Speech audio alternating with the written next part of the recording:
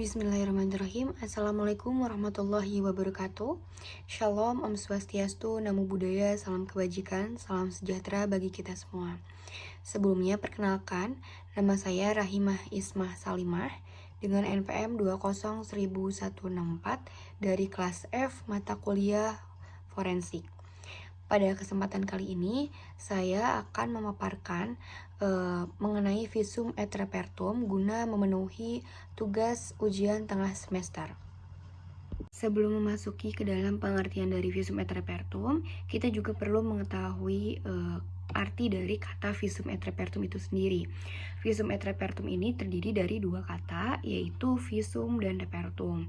Visum sendiri berasal dari bahasa Latin yang artinya melihat, sehingga dapat dikatakan juga bahwa visum ini adalah penandatanganan barang bukti yang ditemukan, disetujui, dan disahkan.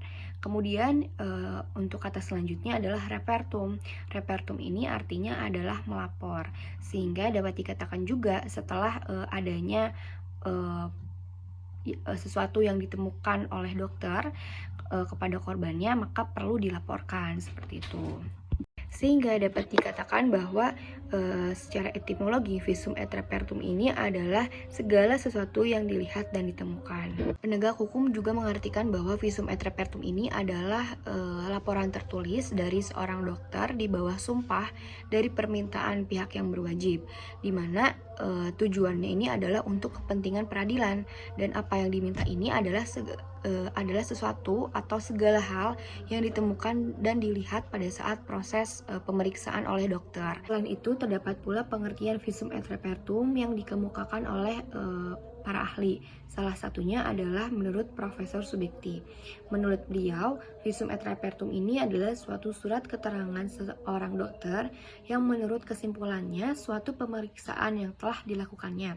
Misalnya, atas mayat seseorang untuk menentukan sebab kematian dan lain sebagainya, guna keperluan hakim dalam suatu perkara.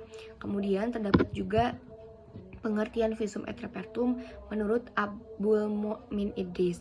Beliau menyatakan bahwa visum et repertum ini adalah suatu laporan tertulis dari dokter yang telah disumpah tentang apa yang dilihat dan ditemukan pada barang bukti yang diperiksanya, serta memuat pula kesimpulan dan pemeriksaan tersebut guna kepentingan peradilan. Selanjutnya adalah mengenai dasar hukum visum et repertum.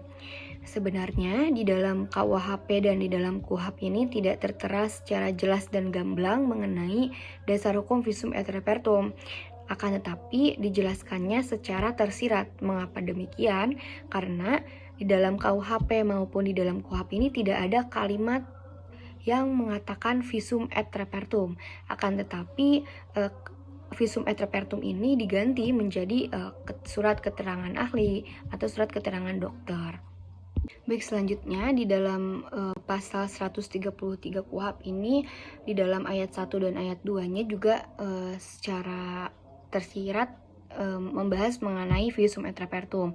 Dapat kita lihat dalam pasal 133 ayat 1 terdapat kalimat pihak berwenang mengajukan permintaan keterangan ahli kepada ahli kedokteran kehakiman atau dokter dan atau ahli lainnya.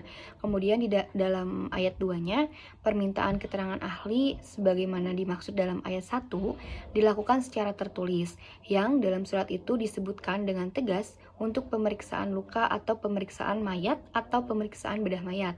Sehingga dapat kita lihat bahwa apa yang dimaksud di dalam pasal 133 ayat 1 dan ayat 2 ini merujuk kepada visum et repertum. Kemudian selanjutnya terdapat di dalam pasal 187 butir cek KUHP, di mana pasal ini berbunyi, surat dari seseorang keterangan ahli yang memuat pendapat berdasarkan keahliannya mengenai sesuatu hal atau sesuatu keadaan yang diminta secara resmi daripadanya.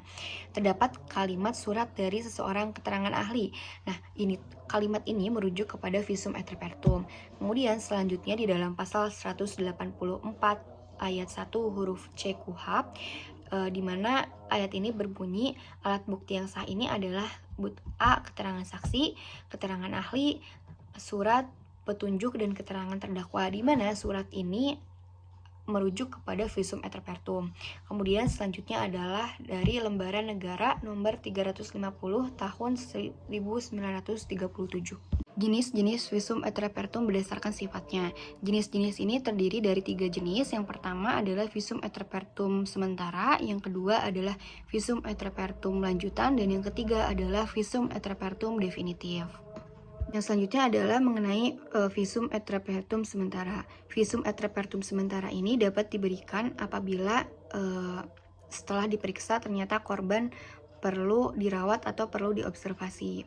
Sehingga di dalam struktur visum et repertum sementara ini sendiri sebenarnya sama seperti struktur visum et repertum yang lengkap, namun yang membedakannya ini di dalam visum et repertum sementara belum dapat disimpulkan. Hal ini dikarenakan korban yang belum sembuh.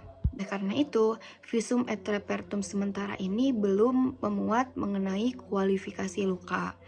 Kemudian, visum et repertum sementara ini dapat digunakan untuk bukti awal penyidikan. Selanjutnya adalah visum et repertum lanjutan.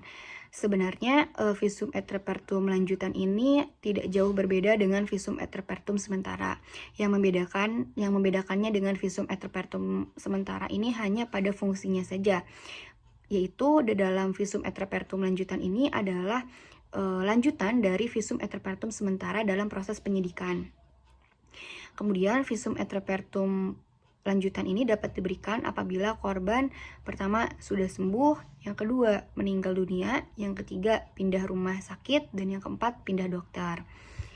Yang ketiga adalah visum et repertum definitif, di mana visum et repertum definitif ini adalah visum et repertum yang sudah lengkap, yang di dalamnya sudah memuat keterangan dan analisis dari hasil pemeriksaan. Visum et repertum definitif ini sifatnya permanen dan berfungsi sebagai pengganti barang bukti jenazah di dalam proses peradilan. Baik, selanjutnya adalah mengenai visum et repertum berdasarkan jenis pidana. Berdasarkan jenis pidananya ini terdiri dari 4 jenis. Yang pertama adalah visum et repertum perlukaan, yang kedua visum et repertum kejahatan susila, yang ketiga visum et repertum jenazah, dan yang keempat adalah visum et repertum psikiatri. Pertama adalah visum et repertum perlukaan. Dalam visum et repertum perlukaan ini bertujuan untuk mengetahui seberapa parah atau seberapa jauh luka yang disebabkan oleh pelaku terhadap korban, di mana tujuan ini adalah untuk menentukan rumusan delik. Yang kedua adalah visum et repertum kejahatan susila. Biasanya visum et repertum ini diminta untuk korban yang diduga mengalami persetubuhan yang diancam oleh KUHP, yang meliputi pemerkosaan, persetubuhan terhadap perempuan yang tidak berdaya, dan persetubuhan terhadap wanita yang di bawah umur. Ketiga adalah visum et repertum jenazah. Dalam visum et repertum jenazah ini dilakukan pemeriksaan luaran jenazah tanpa melakukan tindakan yang dapat merusak jaringan atau keutuhan dari jenazah itu sendiri. Dalam proses visum et repertum jenazah ini dilakukan dengan cara membuka tengkorak, leher, dada, perut, dan panggul. Yang keempat adalah visum et repertum psikiatri.